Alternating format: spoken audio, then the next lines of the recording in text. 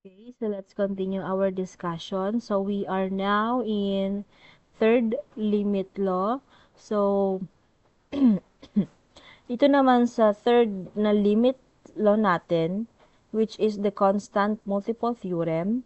The limit of a constant k times a function is equal to the product of that constant and its function's limit. So symbolically, if we have limit of a constant k and meron tayong function na f of x, yun natin ng multiplication. As x approaches c is just simply equal to yung ating constant times yung value or yung limit na mahahanap natin ng ating function. Okay? To make it clear kung ano ba ang constant multiple theorem, let's have example number 1. So if we have a limit of a 5, before that, makalimutan ko. Lagyan natin ng condition. Kung ang ating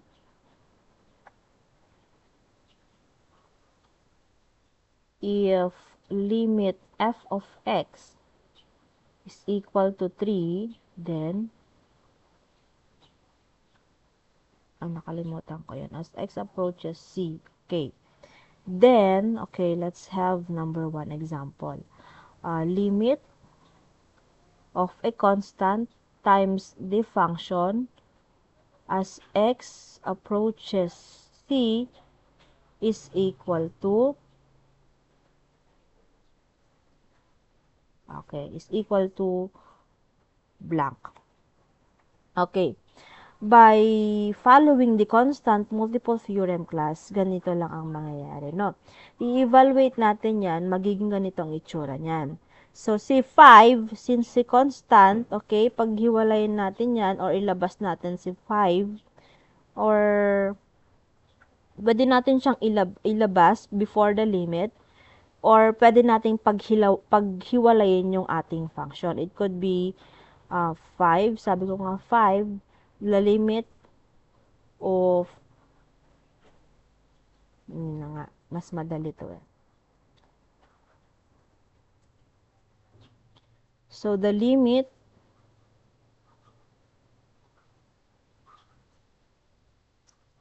of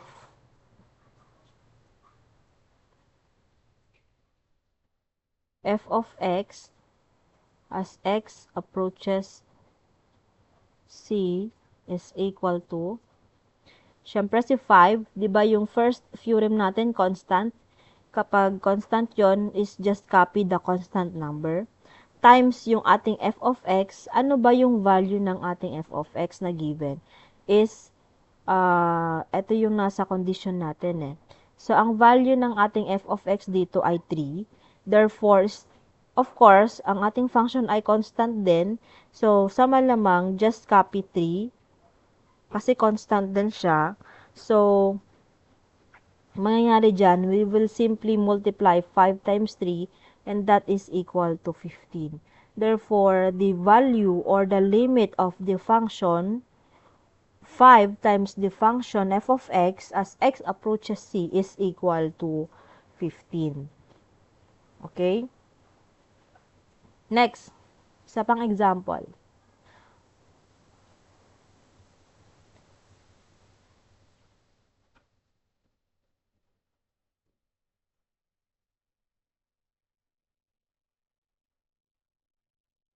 Okay, number 2. So, if we are looking for the limit of negative 9 times the f of x, yung f of x is yung ito pa rin na, we're still using the same function, which is 3. So, as x approaches c, mangyayari lang dyan, si negative 9, ilalabas natin siya. So, negative 9 limit of f of x as x approaches c is equal to, of course, nilabas natin si 9, balik natin siya sa kanya, sa unahan, that is negative 9, times, ano ba yung value ng ating f of x doon sa ating condition is still f of x is equal to 3, so negative 9 times 3 will give us an answer, negative 27. So, negative 27 is the limit of the function, or the limit, negative 27 is the limit of negative 9 times the function as x approaches c. Now, let's have number 4 na limit law or theorem natin. We have the addition theorem. Here in addition theorem naman, the limit of a sum of a functions is the sum of the limits of the individual function. So, paghihiwalayin lang natin yan actually. So, symbolically, ganito ang itsura ng ating addition theorem. So, the limit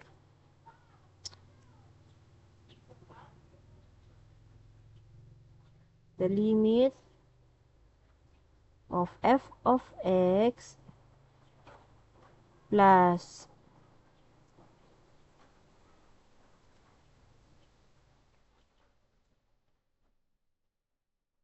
g of x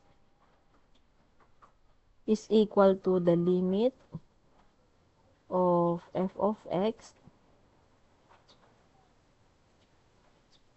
as x approaches c, kalimutan ko c, plus, syempre addition tayo, so plus pa rin yan, hindi magbabago yan, plus the limit of g of x as x approaches c is equal to L plus M. Okay, dito sa addition theorem natin, i-assume natin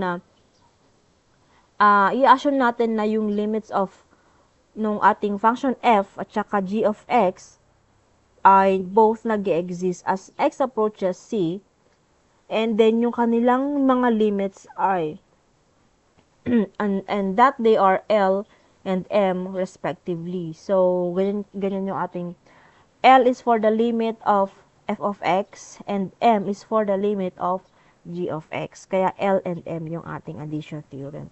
Also, it also applies in subtraction theorem, multiplication theorem, and sa division theorem. Ganyan pa rin yung kanyang kalalabasan. Actually, pareho lang sila. Magkakaiba lang yung ating subtraction, multiplication, and division theorem sa symbol. But, sa pagdating naman sa method, pareho lang din sila actually dito sa addition theorem. Dun yung tatlong binanggit. So, para mas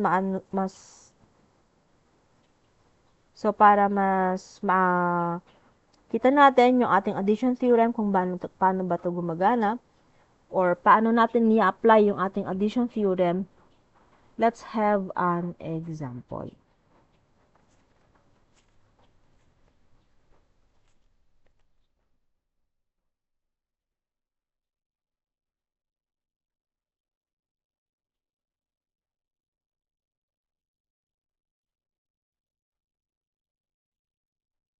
The limit of,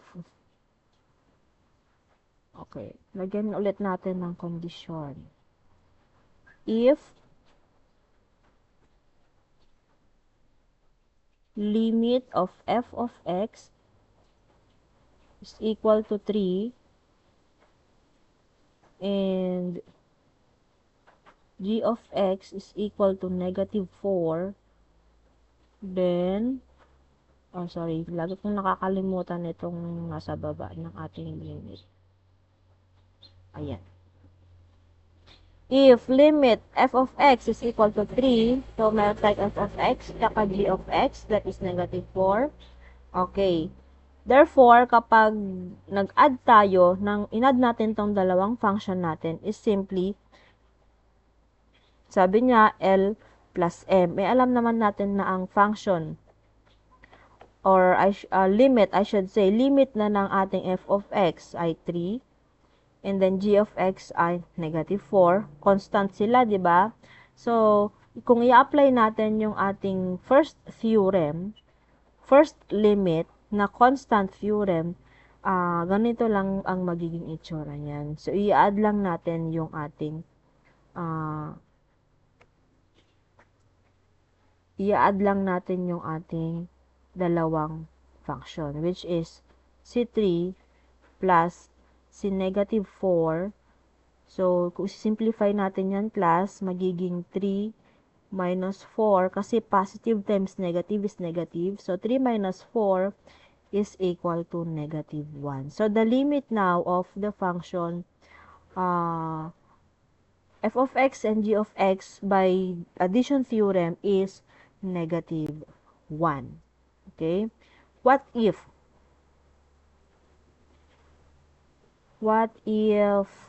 ang ating, palitan natin yung value ng ating f of x tsaka g of x.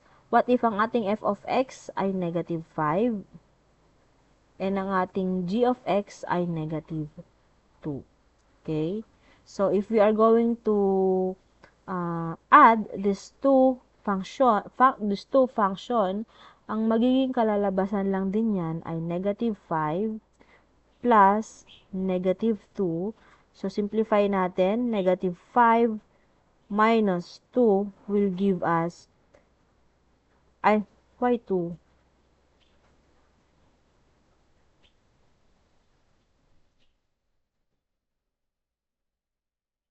Oh, tama. Kasi negative 2 yun. Nalito tuloy ako. So, negative 5 minus 2 will give us an answer, negative 7. So, the limit of the two function by addition theorem is negative 7. Next, the subtraction theorem.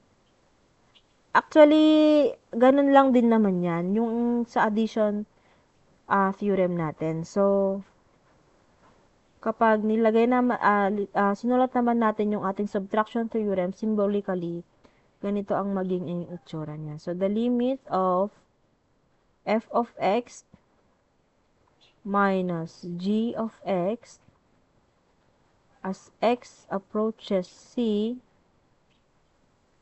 is equal to the limit of f of x as x approaches c minus limit of g of x as x approaches c is equal to L minus M. So, sabi ko nga kanina, pare-pareho to eh.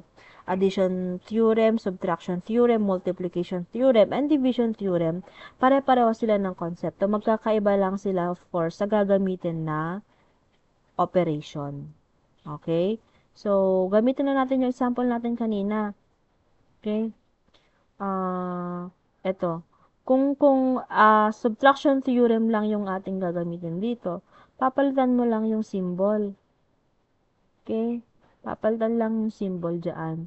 So, kung ito ay sa subtraction theorem, magsusubtract ka lang din siya. So, negative 5 minus negative 2. Siyempre, mag-iiba na yung symbol dito. Kasi negative times negative will give us positive. So, negative 5 plus 2 will give us negative 3 na sagot. So, kapag in-apply na yung subtraction theorem, yun yung magiging sagot niyan. Okay? And then, ganun din sa ating multiplication theorem. The limit of a product of functions is the product of the limits of the individual function. So, by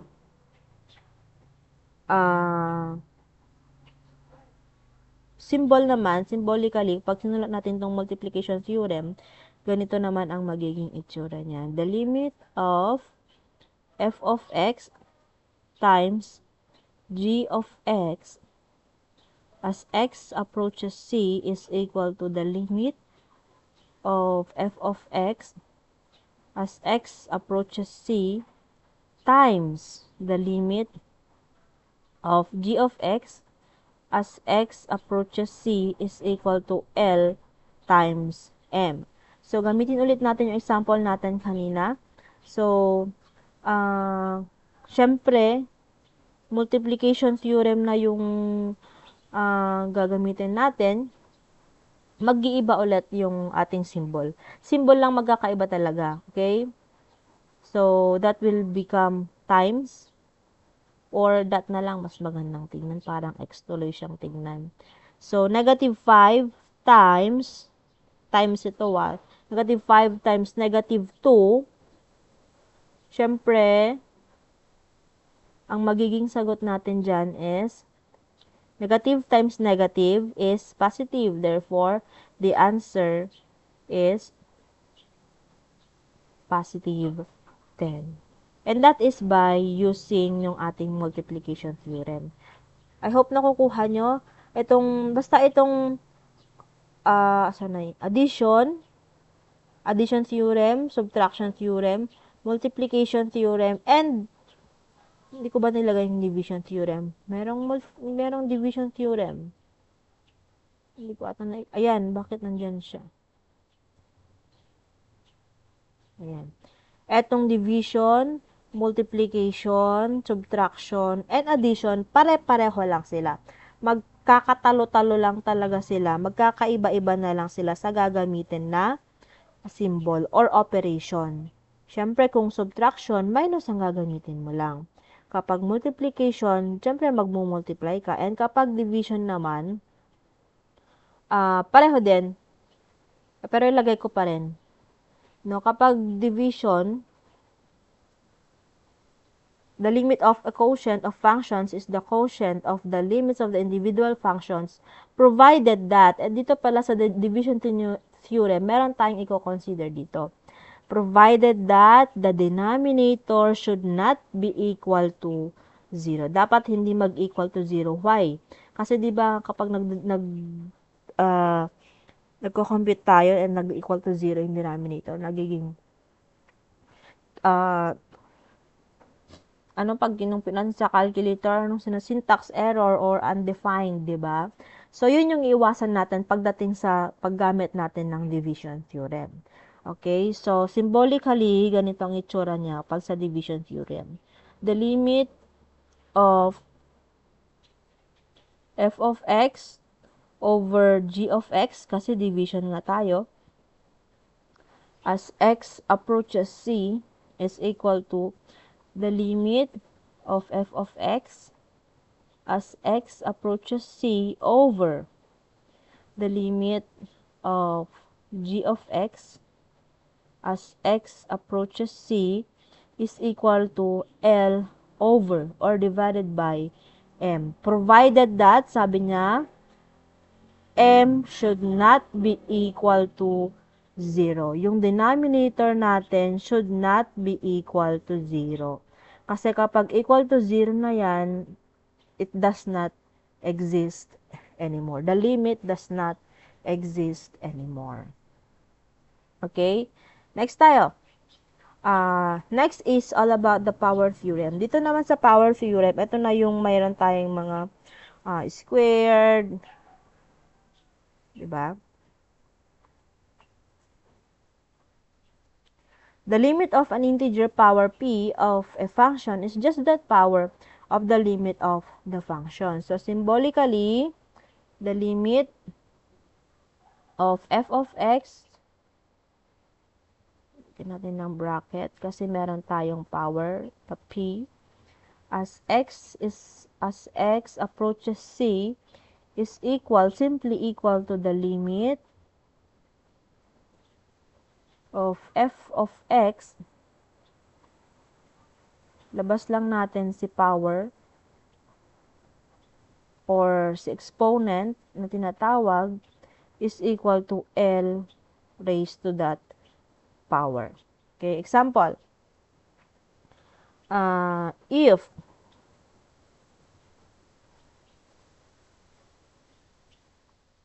limit of f of x is equal to 3, then kapag sinunod natin yung power theorem natin, kung meron tayong limit f of x raised to the 4th power as x approaches c is equal to, Siyempre, ano ba yung value ng f of x natin? F of x is equal to 3, nakalagay dito. So, 3 raised to 4th power is simply 81. So, the limit of the function by using the power theorem, kapag may mga nakita kang exponent na ganyan, it will give us an answer 81.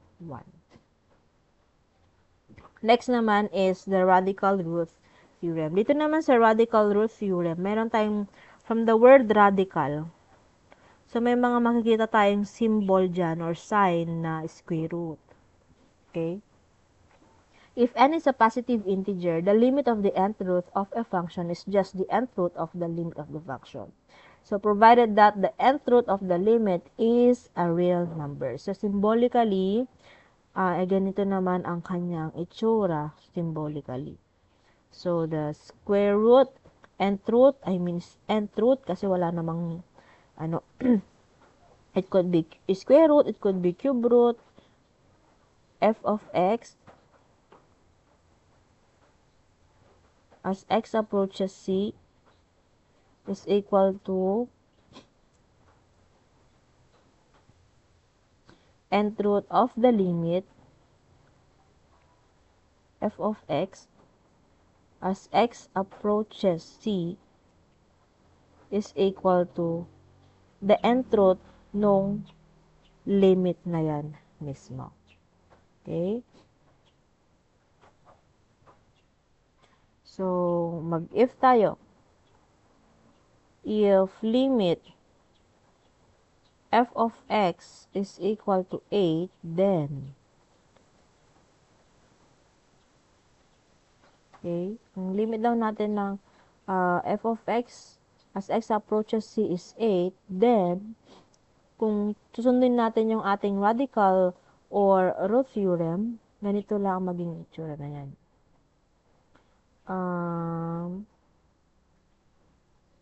Limit. So, hahanapin natin yung cube root ng ating function na f of x.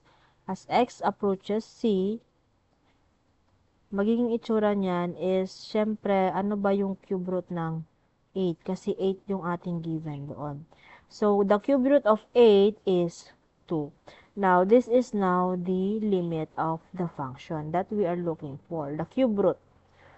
Cube root ng f of x. Yung limit niya is 2.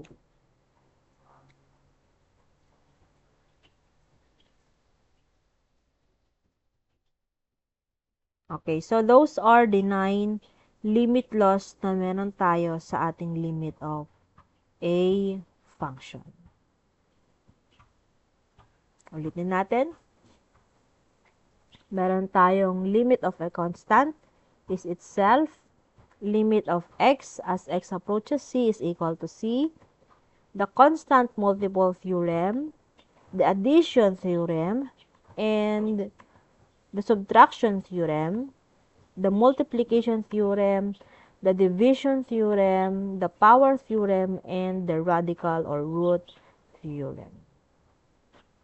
So, see you sa ating pangatlong recorded discussion for more examples ng ating limit laws.